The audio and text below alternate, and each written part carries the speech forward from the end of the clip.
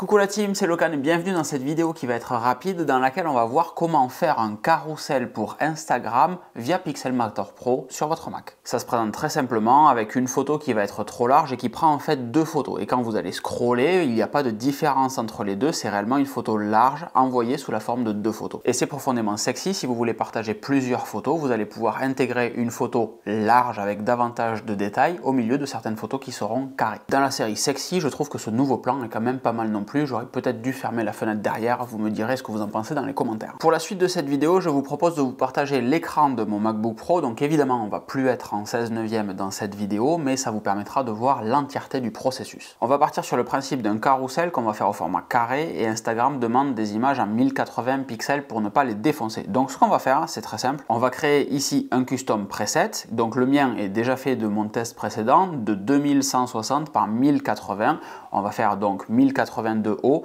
et 2160 de large, ça va permettre d'avoir deux images en une. On vient faire Create ici et on a Pixelmator du coup qui ouvre une page blanche. Qu'est-ce qu'on va faire ici? On va venir ajouter un guide. Ce guide, à quoi il va nous servir? À tout simplement diviser l'image en deux ou en trois en fonction du multiple d'images que vous voulez pour pouvoir ensuite venir couper facilement notre image. Les guides, ils se trouvent dans Vue, Guide, Ajouter guide. Et ce guide, on lui dit qu'on le veut vertical à 1080 pixels puisque c'est là que se trouve la moitié de notre image de 2160 pixels. Boum, un guide. On a notre image sur fond blanc, on a notre guide, on va venir prendre une image ici qu'on va venir mettre au-dessus du form. Et là, cette image, elle est trop grande. Pixelmator me la redimensionne comme ceci. Donc, on va maintenir la touche Option et on va dézoomer avec les coins. La touche Option va permettre de dézoomer en gardant l'image centrée, ce qui va être donc bien plus simple pour ensuite pouvoir la replacer comme ceci. On vient maintenant de placer notre image et vous voyez que ça ressemble à peu près à ce qu'on veut. Donc on va venir utiliser un outil absolument fabuleux qui est le K ici, l'Export for Web. Donc soit on appuie sur la lettre K de notre clavier, soit on clique ici.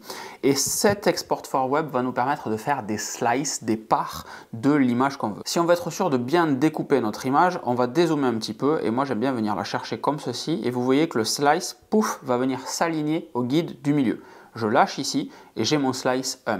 Je vais venir faire la même chose de l'autre côté et je vais avoir, je vous le fais pour la beauté du geste, pouf, mon slice 2. Là j'ai slice 1, slice 2, j'ai mon export qui va être en PNG, je choisis évidemment le format que je veux, on peut totalement customiser ici. Et là regardez sur mon bureau à droite, je vais faire un export, je l'envoie tout ça sur le desktop, exporter, slice 1, slice 2. Et dans la foulée, vous voyez que j'ai une deuxième image. En fait, on recrée le post que j'ai fait ce midi sur Instagram. Je vais mettre mon image ici et mes slices 1 et 2 restent. Et là, j'ai mes images sur le bureau, donc je peux les renommer pour que ça soit plus simple. On va les supprimer et on va refaire un export ici. Vous voyez que rien n'a changé. Je refais mon export, export. Et boum, j'ai mon export. Et là, en série, je peux faire plusieurs exports de plusieurs photos facilement avec à chaque fois mes deux slices. Et comme je vous avais prévenu au début, c'était une vidéo très rapide et très facile puisqu'elle se termine ici. Donc si ça vous a plu, c'est cool. Je vous invite à regarder d'autres vidéos de la chaîne que je vous mets ici. Et si c'était vraiment cool, partagez-le autour de vous. C'est vraiment le top moumoute. Je vous fais des grosses bises. Je vous souhaite une excellente fin de journée. Je vous dis à très vite. Ciao, ciao.